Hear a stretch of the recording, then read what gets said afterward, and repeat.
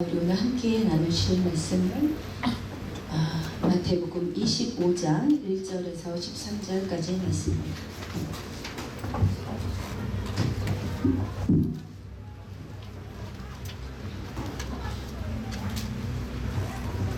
마태복음 25장 1절에서 13절입니다.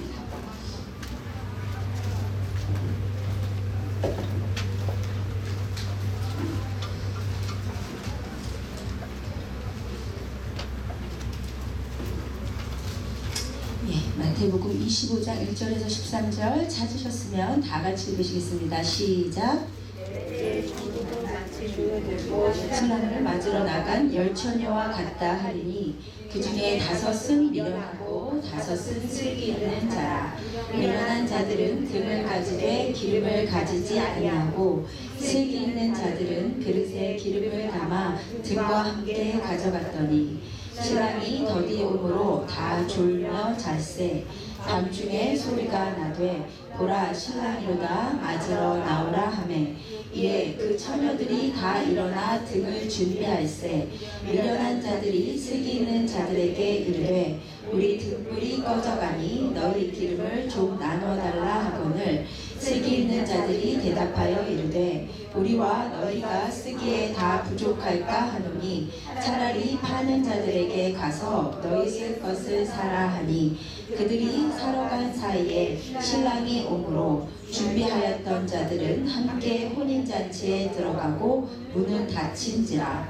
그 후에 남은 처녀들이 와서 이르되 주여 주여 우리에게 열어주소서. 대답하여 이르되 진실로 너희에게 이르노니 내가 너희를 알지 못하노라 하였느니라. 그런즉 깨어있으라. 너희는 그날과 그때를 알지 못하느니라. 아멘. 아멘. 우리가 2014년 6월부터 2년이 넘게 벌써 누가복음을 하고 있습니다. 누가복음은 창세기보다 길어질지 모르겠지만 이제 2년이 벌써 넘었어요. 2년 2개월 정도 된 것 같아요. 그런데 오늘은 마태복음 본문을 읽었습니다. 오늘 마태복음 본문을 읽으시면서 왜 오늘은 마태복음이지? 라고 생각을 안 하셨다면 문제 있는 거예요. 이거는. 맞죠? 그죠? 아무 생각 없이 성경을 읽으시는 것이 버릇이 되신 분들. 그죠? 네, 오늘 2년 만에 처음으로 마태복음을 읽은 거예요. 오늘 마태복음 25장의 열처녀 비유를 하는 이유는 우리 지난 시간에 무슨 말씀 했었죠? 네, 삭개오 했었죠. 삭개오 이후에 나오는 말씀이 삭개오의 집에서 이어서 문화 비유를 선포를 하십니다. 이 문화 비유를 이해하기 위해서는 마태복음 25장 14절부터 30절까지 있는 달란트 비유랑 같이 봐야 돼요. 그런데 또 이 달란트 비유를 이해하기 위해서는 달란트 비유 직전에 선포하신 열처녀 비유를 이해해야 돼요. 왜냐면 열처녀 비유와 달란트 비유가 같은 맥락에서 나온 비유이기 때문이에요. 그래서 오늘은 문화 비유를 이해하기 전에 달란트 비유를 이해하기 위해서 또 그 전에 열처녀 비유를 먼저 하는 거예요. 아시겠죠? 왜 오늘 열처녀 비유를 하는지 아시겠죠? 네, 이 열처녀 비유가 시작이 어떻게 되는지 우리 1절을 같이 읽읍시다. 시작. 그때에 천국은 마치 등을 들고 신랑을 맞으러 나간 열처녀와 같다 하리니 오늘 비유의 첫 시작은 그때에로 되어 있어요. 그렇죠? 그래서 이 그때가 무슨 때인지를 아셔야 돼요. 마태복음을 보다 보면 주님께서 마태복음 23장 후반부부터 마지막 때 예수님이 다시 오실 때에 대한 말씀을 선포하세요. 그러니까 그 말씀을 듣고 제자들이요 24장 3절에서 주님 어느 때 이런 일이 있겠사오며 이 일이 일어날 때 징조가 무엇입니까? 라고 여쭤봐요. 이에 대해서 주님께서 본격적으로 마지막 때 징조들을 선포하십니다. 그때 주님께서 뭐라고 하시냐면 24장 29절 가보세요. 마태복음 24장 29절 29절부터 31절 이렇게 말씀하세요. 같이 읽겠습니다. 시작. 그날 환난 후에 즉시 해가 어두워지며 달이 빛을 내지 아니하며 별들이 하늘에서 떨어지며 하늘의 권능들이 흔들리리라. 그때에 인자의 징조가 하늘에서 보이겠고 그때에 땅의 모든 족속들이 통곡하며 그들이 인자와 구름을 타고 능력과 큰 영광으로 오는 것을 보리라. 여기까지는 할게요. 그때, 그쵸? 어느 때죠 지금? 예수님이 다시 오시는 때. 그쵸? 계속 그때를 말씀하시다가 좀 내려오셔서 36절 보세요. 그러나 그 날과 그때는 아무도 모르나니 하늘의 천사들도 아들도 모르고 오직 아버지만 아시느니라. 지금 그때가 뭐예요? 예수님이 다시 오시는 그날. 그쵸? 그리고 그때에 대해서 계속 말씀하시다가 오늘 25장 1절에서 그때에 하시는 거예요. 아셨죠? 그러니까 여기서 그때는 뭐다? 예수님이 오시는 그날이에요. 그날. 아시겠죠? 이 마태복음 25장의 열처녀의 비유는 이론의 여지 없이 마지막 때에 대한 비유인데, 마지막 때의 어떤 징조, 마지막 때가 가까운 이런 비유가 아니고 예수님이 오시는 바로 그날에 대한 비유란 말이에요. 그날 무슨 일이 있을지에 대한 비유란 말이에요. 아셨죠? 이게 이제 가장 기본이 되는 겁니다. 이 비유를 위하는. 그러면 이 비유 속에 다시 오시는 신랑은 이론의 여지 없이 누구겠어요? 예수님인 거죠. 그죠? 여기에서는 이제 이론이 없어요. 그죠? 예수님이 다시 오시는 신랑이에요. 신랑이 예수님이라는 데는 이론의 여지가 없는데, 열 처녀가 누구인지에 대해서는 교회사적으로 전통적으로 이것이 뜨거운 감자와 같이 논쟁의 대상이 되어 있어요. 열 처녀가 도대체 누구냐? 이 열 처녀가 누구지에 대해서는 두 가지의 논쟁점이 있어요. 첫 번째 논쟁점은 뭐냐면, 열 처녀가 이 땅 사람 전체인가 아니면 교회인가요? 어떤 사람들은 열 처녀가요, 이 땅 사람 전체를 의미한다고 봐요. 근데 그 중에 결혼식에 들어간 5명은 교회이고, 결혼식에 들어가지 못한 5명은 불신자라고 보는 거예요. 그런데 이러한 주장을 하신 분들은 어떤 분들이냐면, 본인의 신학의 논리적인 귀결상 결혼식에 들어가지 못한 5명이 교회이면 안 되는 분들이에요. 그럼 누구겠어요? 네? 누구겠어요? 교회였으면, 구원을 받은 교회면 절대 교회를 놓치면 안 되는 신학을 갖고 있기 때문에 여기서 혼인잔치에 들어가지 못한 5명이 교회면 안 되는 분들이에요. 누구겠어요? 네? 세상 사람들이. 왜 이러세요? 제가 이걸 몇 번을 말씀드렸는데, 한 번 구원은 영원한 구원을 주장하는 칼빈주의에서는 견인, 칼빈주의 5대 교리 중 중요한 교리 중에 하나가 견인이에요. 한 번 구원을 받았으면 그 구원을 놓칠 수가 없어요. 그래서 이 신학을 갖고 있는 분들은 교회인데, 교회였는데 혼인잔치에 못 들어가는 일이 있을 수가 없는 거예요. 그렇겠죠?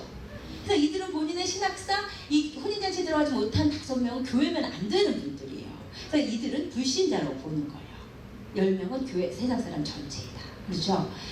그런데 죄송하지만 이 견해는 동의하기가 참 어려워요. 왜냐하면 이 견해는 원어를 보면 아주 자명하게 잘못된 해석이에요. 왜냐하면 여기서 10명에 대해서 분명히 성경이 처녀라고 했잖아요. 이제 처녀라는 단어 파르테논은 virgin이에요. 딱 한국말로 하면 수처녀. 이 여자인데 한 번도 남자와 관계해 본 적이 없는 순결한 여자를 파르테논이라고 해요. 처녀. 근데 성경에서 이 단어는요, 아주 전형적으로 세상으로부터 부름받아 남편 대신 예수 그리스도께 정절을 드리는 교회를 표현하는 단어예요. 성경에서 한 번도 파르테논을 불신자에게 써본 적이 없어요. 불신자에게는 포르네이를 써요. 이것은 뭐냐면 예수 그리스도와 상관없이 간음하는 이 세상 사람들을 포르네이라고 해요. 그러니까 여기서 10명이 다 파르테논이에요. 10명이 다 처녀이기 때문에 5명은 불신자라는 해석을 쓸 수가 없는 거예요. 아시겠죠? 이 유명한 말씀 있잖아요. 고린도서 11장 이제 내가 하나님의 열심으로 너희를 위하여 열심히 나누니 내가 너희를 정결한 처녀로, 정결한 파르테논으로 한 남자인 예수 그리스도께 준비함이로다. 교회가 파르테논이야. 아시겠죠? 그렇기 때문에 10명 중 5명은 불신자가 아니고 10처녀 모두는 교회로 보셔야 돼요. 아셨죠? 그럼 일단 여기에서 우리가 중요하게 또한 심각하게 생각할 수밖에 없는 것이, 10명이 다 교회였는데, 10명이 다 크리스찬이었는데 5명은 주님 오시는 그날 결혼식에 못 들어갔다 이 말이에요. 혼인잔치에 못 들어가, 천국에 못 들어가. 굉장히 심각한 일이에요. 그렇죠? 여러분, 칼빈주의에서는 한 번 구원은 영원한 구원을 이야기하지만, 사실 성경에서 한 번 구원이 영원한 구원을 뒷받침할 근거를 찾는 것은 너무나 빈약해요. 예수님은 번도 한 번도 영원한 구원이라고 말씀하신 적이 없어요. 오히려 이상하게도 제가 보니까 마지막 때에 대한 말씀에서는 더 유난히 주님께서 구원을 놓칠 수 있음을 자주 말씀하세요. 유난히. 예수님께서 마지막 때 우리가 가장 조심해야 되는 인물로 말씀하신 사람은 누구였죠? 얘를 기억하라고 했어요. 이 여자를 기억하라고 했어요. 교회들에게 마지막 때. 그죠? 네. 롯을 기억해요? 롯의 처를 기억하라.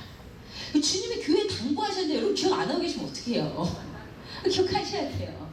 롯의 처가 누구였어요? 소돔과 고모라가 멸망할 때 다 나왔어요.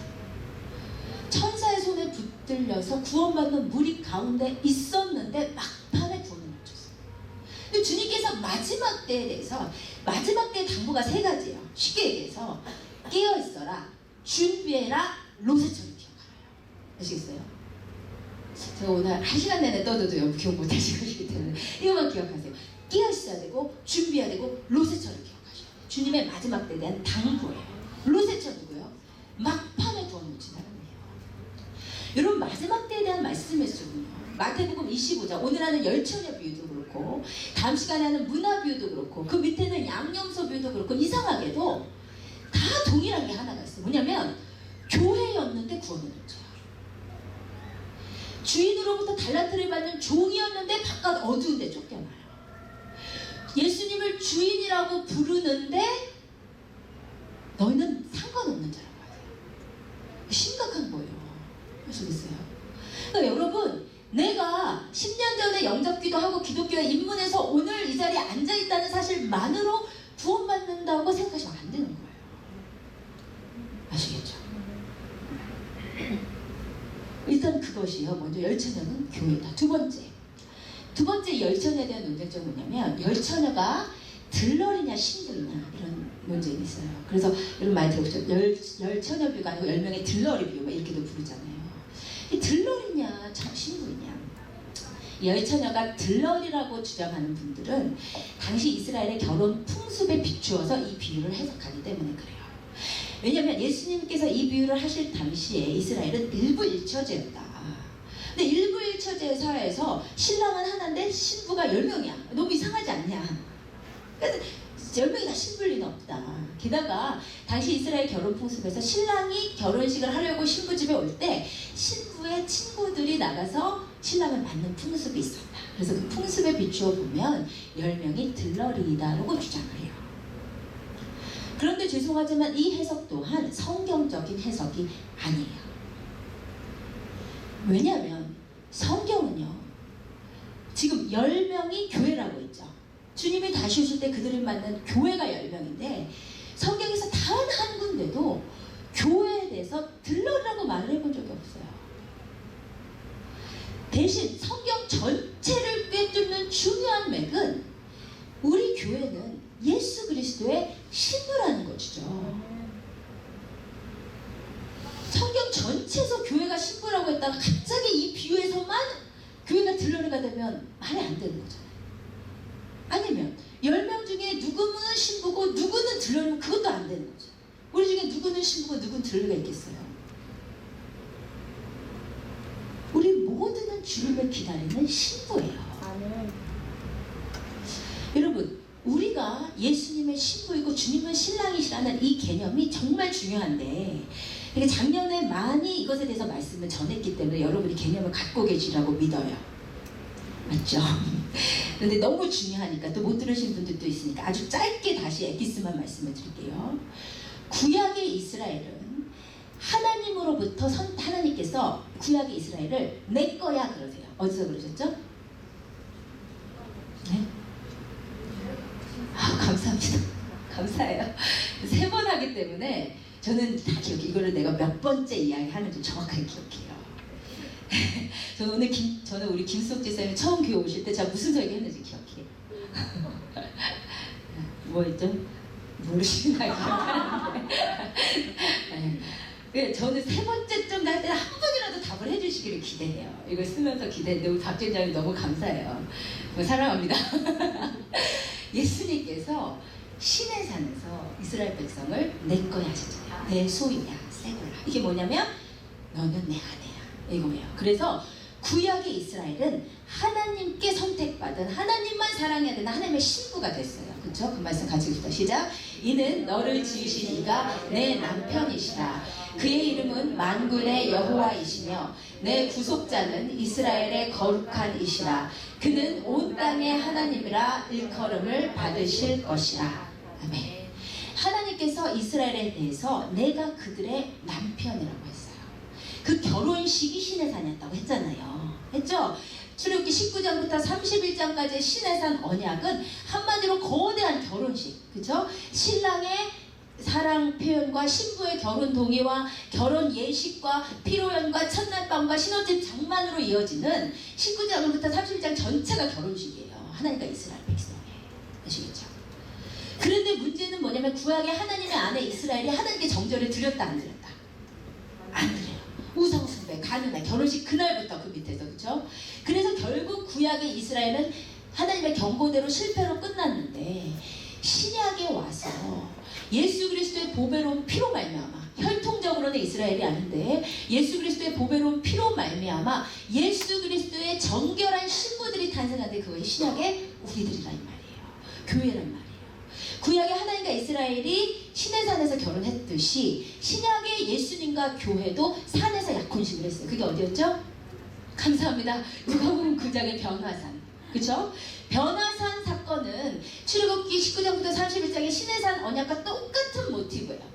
근데 결론은 뭐냐면 하나님 아버지께서 당신의 아들을 교회 대표들에게 신랑으로 소개하시는 거예요. 그리고 예수님께서 가시기 마지막 날 이렇게 신부들에게 당부하고 가세요. 같이 읽읍시다. 시작. 내 아버지 집에 거할 곳이 많도다. 그렇지 않으면 너희에게 일렀으리라.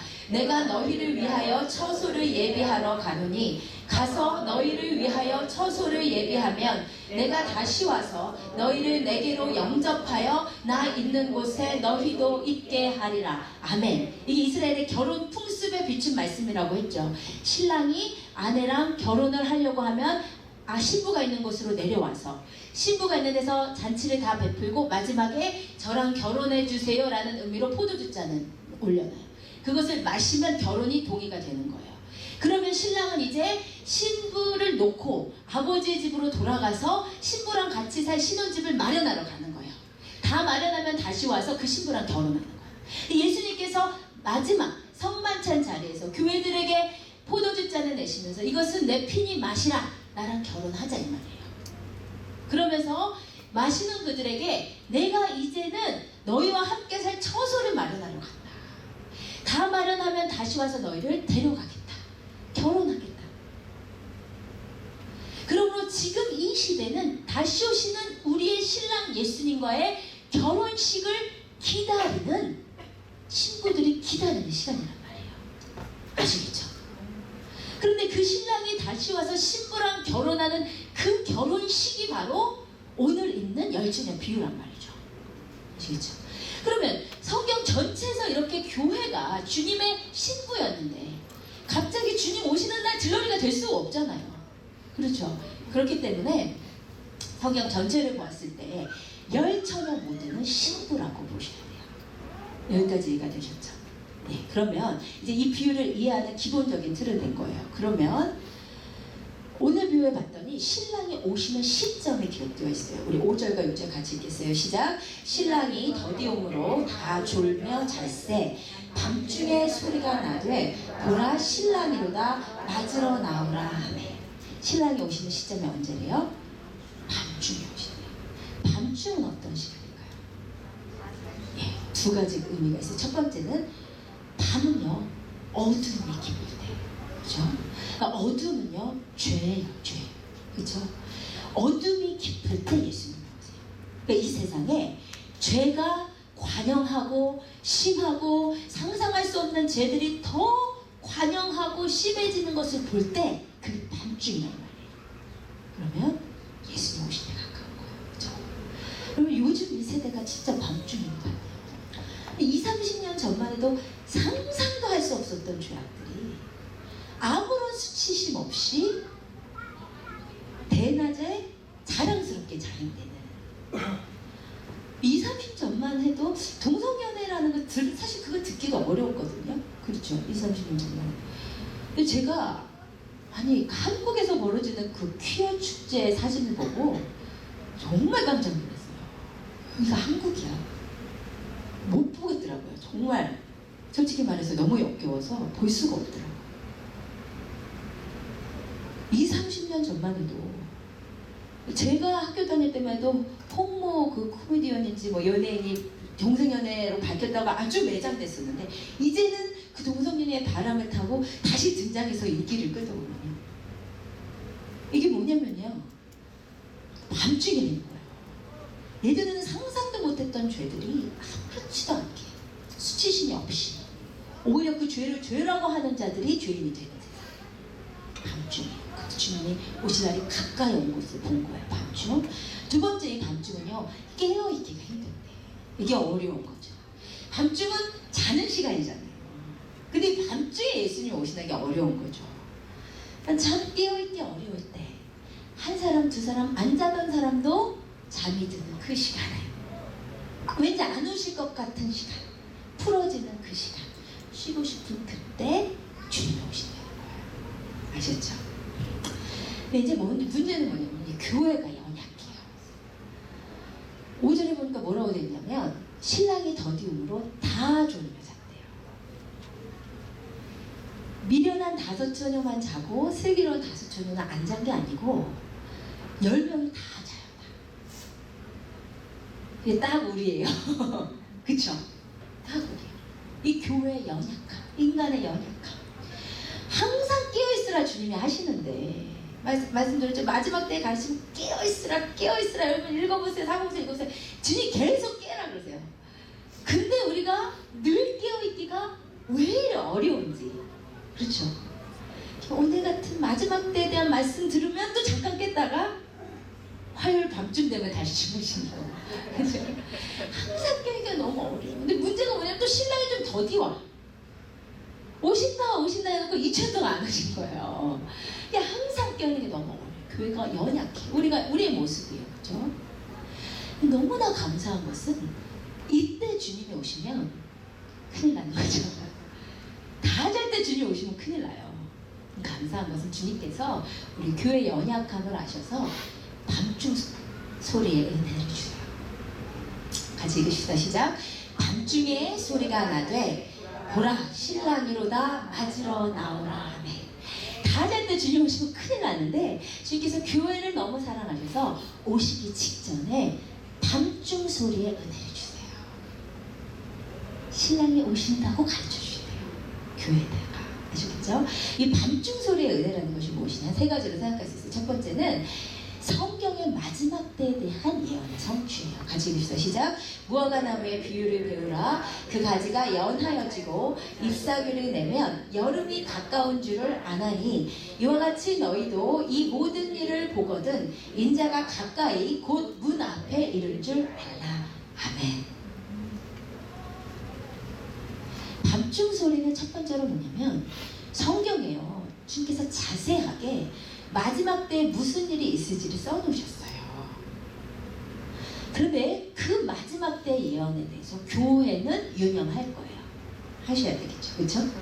근데 그 마지막 때 성경의 예언들이 하나씩 둘씩 성취되는 것을 볼 때 교회는 무화과 나무의 가지가 연하여지고 잎사귀를 내면 여름이 가까운 줄 아는 것처럼 성경의 예언이 성취되는 것을 보면 주님이 가까운 줄 아는 거예요. 성경에 예언된 내용이 성취되는 것이 하나 둘씩 보면 살아있는 교회는 그 말씀을 유념해서 그것이 신랑이 왔음을 신랑이 가까이 왔음을 알려주시는 소리로 듣는단 말이에요.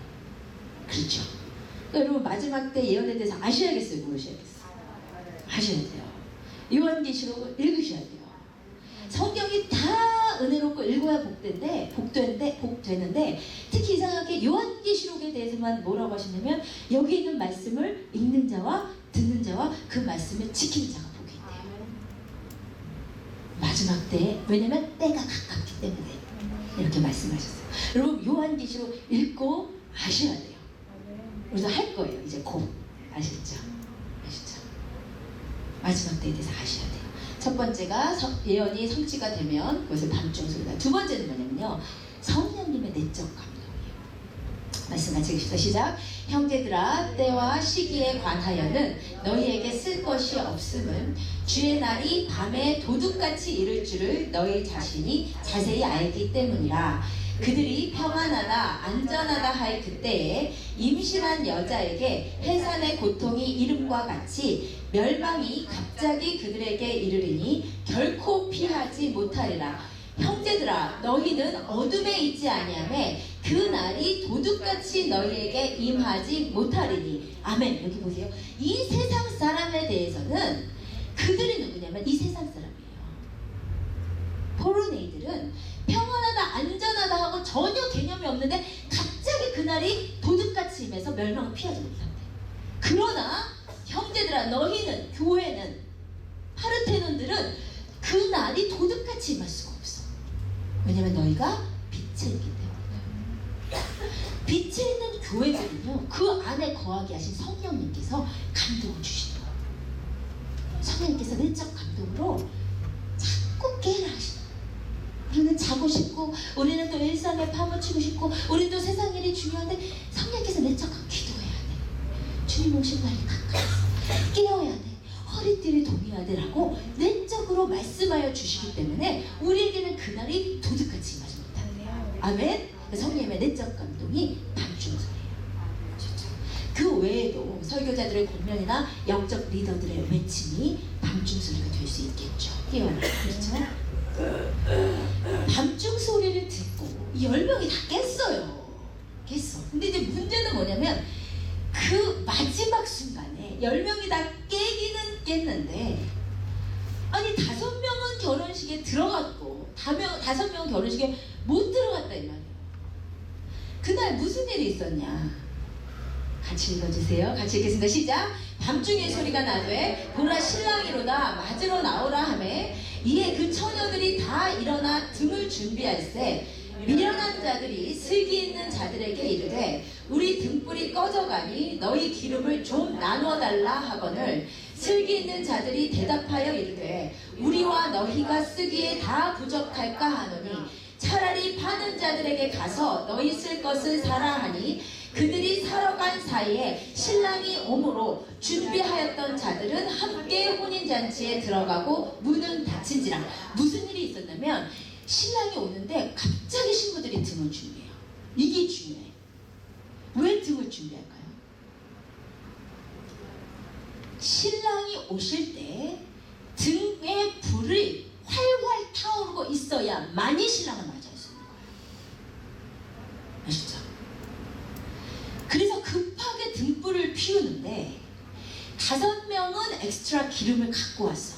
그래서 등을 피울 수가 있었어, 불을. 근데 나머지 5명은 엑스트라 기름을 안 가지고 와서 불을 피울 수가 없었어. 그래서 그때 막 급하게 기름을 준비하러 그제서야 갔다가 늦어서 결혼식에 못 들어갔다 이거예요. 그렇죠? 그러면 여기서 필연적으로 우리가 피할 수 없는 문제가 뭐냐면 등은 뭐고 기름은 뭐냐 이거죠. 이 등은 뭐고 기름은 뭐야 돼서 하여튼 교회사적으로 수많은 해석이 존재했어요. 강의자마다 설교자마다 주석가마다 등은 뭐고 기름은 무엇인지 다 다르게 얘기해요. 그렇죠? 근데 그 수많은 해석 가운데 그나마 타당하다고 해석되는 해석이 2개가 있어요. 하나는 등은 외형이고 기름은 본질이다. 이렇게 많이 얘기해요. 그죠? 그럴싸해요. 그죠? 또 한 의견은 등은 말씀이고 기름은 성령이다. 왜냐면 성경에 주님의 말씀이 내 길에 빛이요 내 등에 불이라고 말씀하셨기 때문에. 거꾸로인가? 내 등에 빛이고 내 길에 불이니까 모르겠네요. 아무튼 그렇기 때문에 등이 말씀이고 그 다음에 언제나 성령님은 기름으로 많이 상징이 되기 때문에 성령은 기름이다. 그래서 말씀과 성령이 겸비되어야 예수님 만난다. 그거 그럴싸하죠. 그렇죠?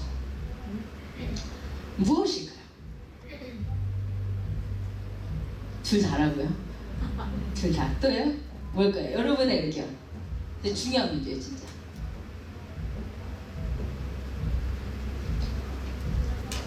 이 말씀 평소에 별로 생각 안 해보셨어요? 중요한 말씀이잖아요. 마지막 때 주님 오시는데 기름을 준비해야 된다고 성경에 그러는데 기름이 먼저 관심 없으셨어요? 뭘까요? 등은 기름 뭘까요? 수지야.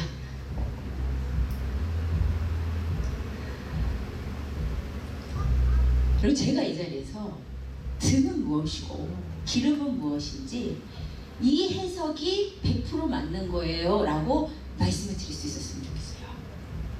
그런데 성경에 있는 비유나 예표나 상징을 푸는 것은 생각보다 쉬운 일이 아니에요. 성경에 있는 비유나 상징이나 예표를 풀려면 세 가지 중에 하나에 해당이 돼야 돼요. 첫 번째는 뭐냐면 그 비유나 상징이나 예표의 의미에 대해서 정확하게 성경이 대답하고 있는 경우. 예를 들어서 씨 뿌리는 비유에 대해서 예수님이 씨는 하나님의 말씀이고 네 가지는 말씀을 받는 자들의 마음이다 라고 예수님이 직접 말씀하셨죠. 이 경우는 해석의 여지가 없는 거예요. 그렇죠? 그런 경우는 정확하게 그렇게 해석할 수 있어요. 그 다음에 두 번째는 어떤 경우냐면 성경 전체를 통틀어서 언제나 일관된 상징이 쓰이는 경우예요. 예를 들어서 제가 자주 말씀드렸듯이 강이나 물은 성령의 은혜고 바다는 시험이다 환난이다. 그게 많이 말씀드렸죠. 이것은 성경 전체를 통틀어서 언제나 일관돼. 예를 들어서 창세기 2장에 있는 보좌로부터 흘러나온 물이나 요한계시록 22장에 있는 생명수강이나 모두 다 성령의 은혜로 풀 수 있는 거예요. 처음부터 끝까지. 그런 경우에는 그렇게 해석할 수 있어요. 그 다음에 세 번째는 어떤 경우냐면 그 비유나 예표나 상징에 내용이나 문맥으로 미루어봐서 다른 어떤 해석이 불가능할 정도로 타당한 경우. 예를 들어서 어린 양 비유에서 목자가 예수님이고 잃어버린 양이 영혼이다. 이런 해석은 다른 어떤 해석이 불가능할 만큼 타당해요. 그 내용에 미루어봐서. 그러면 그렇게 해석할 수 있는 거예요. 그러면 이 비유 속의 등은 무엇이고 기름은 무엇이냐에 대해서는 이 세 가지 중 어느 곳에도 해당되지 않아요. 주님께서 이 비유에서 등이 뭐고 기름이 무엇이냐고 얘기하신 것도 아니고 성경에서 등이 말씀의 등으로 해석되는 경우가 있고 기름이 성령의 은혜로 해석되는 경우가 있지만 그렇지 않을 수도 있거든요. 그리고 어떤 다른 해석이 불가능한 만큼 등은 반드시 외형이고 기름은 반드시 본질이다 이렇게 얘기할 수 없어요. 둘 다 맞다 그랬잖아요. 이것도 되고 저것도 되는 거예요. 그렇죠? 그런데 그것보다 더 중요한 것은 뭐냐면요. 이 비유를 여러분이 읽으시면 읽으실수록 고심하면 고심하실수록 이 비유에 대해서 기도하면 기도하실수록 등이 무엇이고 기름이 무엇인지가 이 비유의 핵심이 아니에요. 오히려 여기서 기름이 뭐야? 계속 그렇게 생각하다 보면 그러면 기름을 사러 가는 것도 뭐야? 기름을 파는 자는 또 뭐야? 이렇게 된단 말이에요. 그러다 보면 이 비유의 원래 포인트에서 오히려 멀어지는 거예요. 아시겠죠? 그러면 무엇이냐? 제가 보는 비유는 이거예요. 이 비유에 대한 결론은 지금 예수님의 핵심은 뭐냐면 예수님이 오실 때 등이 뭐고 기름이 뭐냐 중요한 게 아니고 등불이 밝게 타오르고 있어야 주님 맞을 수 있어. 그렇죠? 그럼 여기서 등불이 활활 타오른다는 건 뭐예요? 지금 그게 아니라니까. 그게 말씀이냐 지역적으로 그게 말씀이다 외형이다 성경이다 이게 아니에요. 예수님께서 오셔서 하시는 사역이 뭐예요? 산자와 죽은 자를 가르는 거잖아요. 알곡과 쭉정이를 가르는 거잖아요. 그게 주님의 사역이죠. 그러면 예수님이 오실 때 불이 활활 타올라야 예수님을 맞을 수 있어. 그러면 활활 타오르는 불은 뭐겠어요? 지역적으로 이거다 저거다가 아니고 살아있는 그리스도인이냐 죽어있는 그리스도인이냐 이거예요. 맞죠? 불이 활활 타오르.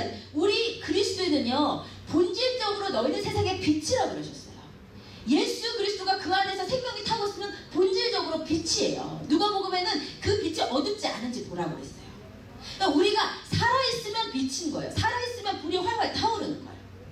그러니까 활활 타오르는 불을 갖고 있을 때 여러분이 살아있어야 주님 맞는다는 거예요. 일단 그렇게 보셔야 돼요. 그렇죠? 그렇다면 기름은 뭐냐 이거예요.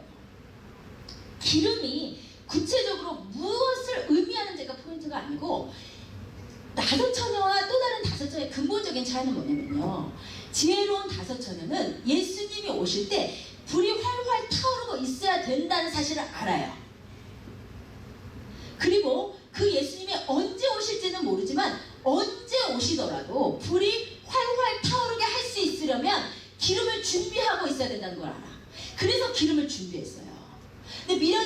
처녀는 주님이 오신다는 의식도 일단 별로 없어. 그리고 주님이 오실 때 불이 활활 타올라야 된다는 의식이 없었기 때문에 준비하지 않았어요. 포인트는 이거예요. 포인트는 기름 자체가 무엇을 의미하냐가 포인트가 아니고, 이 비유에서 기름의 역할은 준비하고 있느냐 그렇지 않느냐를 보여주는 도구예요. 이해되시죠? 제 말을 믿어주세요. 여러분, 저는 절대로 거짓말 안 해요. 지금 확신이 없으면 재단에서 선포 안 해요. 진짜예요. 제가 여러분보다 한 100배 더 많이 이 비유를 생각했을 거예요. 그렇게 제 말을 믿으셔도 돼요. 아시죠? 그래서 기름이 뭐냐, 이게 핵심이 아니에요. 이 성경에서, 이 비유에서 기름을 통해서 보여주는 것은 준비하느냐 그렇지 않느냐, 준비의 개념을 보여주는 장치란 말이에요. 기름이. 아셨죠? 아셨죠? 결국 이 비유의 핵심은 뭐냐면 그날을 준비해야 된다는 핵심이 있는 거예요. 기름이 먼저 핵심이 있는 게 아니고, 주님이 오실 때 살아있어야만 주님 맞는데, 그 날을 기억하고 그 날을 유념하고 그 날을 위해 준비하고 있느냐 그렇지 않느냐, 그게 이 비유의 의미예요. 아셨죠? 그래서 주님께서도 이 비유의 마지막에 이렇게 말씀하세요. 이게 결론이에요. 이 비유에 주님께서 말씀하신 결론. 그런즉 깨어있으라. 그날과 그때를 알지 못하느니라. 이게 이 비유의 결론이라니까요. 주님께서 말씀하신. 아셨죠? 여러분, 지혜로운 다섯 처녀랑 슬기로운 다섯 처녀가 어떤 차이가 있었는지 제가 쉽게 설명을 해드릴게요. 딱 이거예요. 딱 이거. 여러분이요, 은혜가 충만하면요 주의를 기다려요. 그렇지 않아요? 짧았지만 은혜를 받으면 누가 안 시켰는데 주일이 이상하게 기다려줘. 월요일날, 화요일날, 아직도 주일 안 됐네 아직. 그러니까 수요일도 나왔다가, 목요일날, 금요일날, 토요일, 내일 예배 드리러 가네. 무슨 옷 입고 갈까 먼저 생각도 해놨다. 주일날 일찍 일어나서 은혜 받고 싶어가지고 토요일날 뭐 딴 데도 안 가. 은혜 받는데 방해될까 봐 쓸데없는 것도 안 봐. 토요일날 밤새 영화 보시는 분 있잖아요. 아무튼 그래서 주일날 은혜 받고 싶어서 토요일날 준비하다가 주님께 나와. 그래서 예배 시작도 안 했는데 제일 먼저 와서 은혜로 마음을 준비하고 그 예배를 드리는 그 심령. 그 심령은요, 일주일 내내 마음속에 주일에 대한 생각이 있어요. 주일에 대한 개념들이 있어. 주님 만나러 가야 되는데. 그게요, 딱 지혜로운 다섯 처녀예요. 지혜로운 다섯 처녀는 언제나 삶의 의식 속에 예수님 다시 오시는데, 예수님 만날 때 살아있어야 되는데, 그러니까 준비해야지. 언제나 준비하고 있는 것, 그 자체가 기름을 갖고 있는 거라니까요. 아셨죠? 근데 여러분, 은혜가 떨어지면요, 이상하게도 주일이 멀어져요. 우리 의식 속에서 희미해져. 그렇죠? 그래서 월요일부터 토요일 사는데 한 번도 한순간도 주일날 주님 만날 걸 생각을 안 해요. 그죠? 그래서 일주일 내내 뭐 돈 버는 일, 자식 키우는 일, 뭐 누구 때문에 속상하고 상처받고 엎치락뒤치락 정신없이 살아요. 그죠? 그리고 어떨 때는 토요일 밤새 진탕 놀고, 그러고는 주일 아침이 됐는데 가던 교회니까 안 갈 수는 없고, 근데 습관적으로 정신없이 아무거나 걸치고 나오면 늦죠. 그 의식 속에 주님을 만나는 것에 대한 아무런 의식도 없다가 정신없이 그냥 나오는 그 상태가 바로 미련한 다섯 처녀예요. 아셨죠? 근데 여러분이 살아있으면요, 주일을 기다려요. 예배를 기다려요. 주님 만나는 시간을 그리 기다려요. 그게 딱 지혜로운 다섯 처녀라는 말이에요. 아셨죠? 이 여러분의 삶의 의식 속에 여러분이 하루 종일 살아봐요. 그냥 사실 하루 동안 별일이 다 일어나지 않습니까? 그죠? 하루 동안 별일이 다 일어나. 몇 번 막 넘어지고 자빠지고 하루 종일 그러잖아요. 그 의식 속에 주님이 하나도 없다. 다시 오시는 주님에 대한 의식이 하나도 없다. 이게 미련한 다섯 처녀예요. 언제나 일상에 파묻히지 않고 주님 만나야 되는데, 주님 오실 때 깨어있어야 돼. 살아있어야 돼. 말씀에 유념하고 기도에 깨어있고 성령 충만하고, 뭐 기름이 꼭 성령이나 본인은 이게 아니고 언제나 그날을 준비하고 있는 지금 그 상태, 그게 지혜로운 다섯 처녀. 아셨죠? 여러분이 어떻게 잘못 생각하면 이 지혜로운 다섯 처녀는 준비했는데 주님 맞았고, 미련한 다섯 처녀는 평소에 준비 잘하다가 이날만 기름 준비 못했다 이렇게 착각하실 수 있잖아요. 근데 이 비유를 보면요, 1절에 2절에 그 중에 다섯이 미련했고 다섯은 슬기로운 자가 있었다 할 때 그 비동사가요, 미완료 과거로 쓰였어요. 이건 뭐냐면요, 반복적 상황이에요. 무슨 말이냐면 이 지혜로운 처녀는 언제나 그렇게 살고 있었어. 미련한 처녀는 언제나 준비 안 하고 살고 있었던 거예요. 이것이 보여주는 것은 무엇이냐면요, 여러분이 주님 아직 멀었잖아요, 오시려면 라고 생각하고 오늘 그냥 풀어져 있다가 그날 갑자기 준비하고 주님 맞는 거는 불가능하다 이 말이에요. 아시죠? 삶의 태도가 언제나 준비하고 있어야 돼. 오늘 깨셔야 돼요. 오늘 밤중 소리를 지금 주님께서, 성령께서 들려주시잖아요. 왜냐면 자꾸 자니까. 교회들이 자꾸 잔단 말이에요. 그러니까 주님께서 안팎으로 밤중 소리를 들려주시는데 그때 자꾸 듣고 자꾸 깨어서 자꾸 준비해야 주님을 맞지. 평소에 널브러져 있다가 갑자기 마지막 때 그냥 일어나서 준비하려고 하면 그때 늦는 거죠. 그때 준비하려면 늦는다 이 말이에요. 그게 지금 미련한 다섯 처녀였어요. 아셨죠? 여러분, 그러니까요, 여러분이 하루 살 때요, 이 세상의 삶에, 일상에 여러분이 파묻지 않으시기를 정말 조심하셔야 돼요. 깨어있다는 것은 뭐냐? 오늘 예수님이 오시는 것처럼 사셔야 돼요. 아시죠? 여러분, 기독교 신앙은요, 예수 그리스도의 죽으심과 부활과 다시 오심이 신앙의 기본이에요. 이게 중심에 있어야 돼요. 아시겠어요? 재림 신앙이요, 여러분의 신앙의 중심에 있어야 돼요. 마지막 때일수록 더더욱. 여러분, 초대교회 성도님들을 그렇게 깨어있게 한 신앙의 원동력이 재림 신앙이었어요. 언제 금방 오신다고 생각했어요, 초대교회.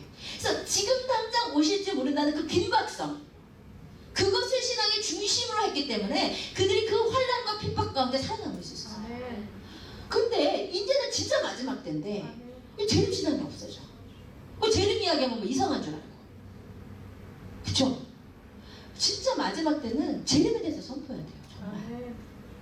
왜냐면 안 그러면 또 자니까요, 여러분들이. 아셨죠? 여러분, 하루에도 몇 번씩 다시 오시는 주님 생각하는 거예요. 손양원 목사님처럼, 주님 고대가처럼 저 하늘 이상한 구름만 봐도 주님 오시나? 그 심정. 다시 오시는 주님. 우리의 신랑이 결혼하러 오리랑 오시니까 그 주님을 기다리는 신부의 심정으로 매일 사시는 거예요. 아셨죠? 여러분의 의식 속에 주님 오실 때 내가 살아서 주님 맞이해야 된다. 그 의식을 가지고 오늘 또 깨세요. 오늘 또 준비하세요. 그래서 우리 모두 다 기쁨으로 주님 맞으실 수 있기를 주님의 이름으로 축복드립니다. 아멘. 우리 다 같이 일어나셔서 찬양하십시다.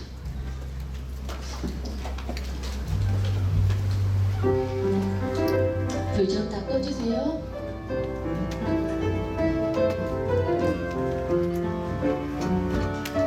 주님 다시 오실 때까지 나는 이 길을 가리라. 신랑이 더디움으로 교회들이 다 졸며 잤습니다. 우리도 너무나 자주 졸며 잡니다. 그러나 주님께서 밤중 소리를 들려주실 때 자꾸 깨어 일어나셔서 준비하시기를 주님의 이름으로 부탁드립니다. 오늘 주님이 오시는 것처럼 사시는 거예요. 여러분, 지금 이 순간 이 모습으로 여러분 예수님 맞으실 수 있겠어요?